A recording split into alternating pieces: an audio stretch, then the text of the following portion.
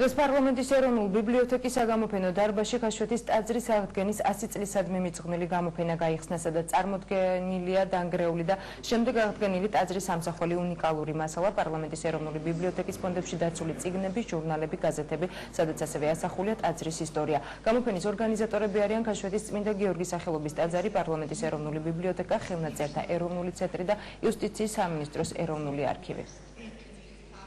Აი ეს მდიდარი დოკუმენტები რომ არ დაიკარგოს, ჩვენ გავიწყოთ მუშაობა წიგნზე, რომელიც კათოლიკოს პატრიარქის მისი უწმინდესობის ლოცვა კურთხევით იქნება შედგენილი და ვფიქრობ საზოგადოებისთვის ძალიან საინტერესო იქნება 1 წლის თავზე უკვე ამ წიგნის ხილვა.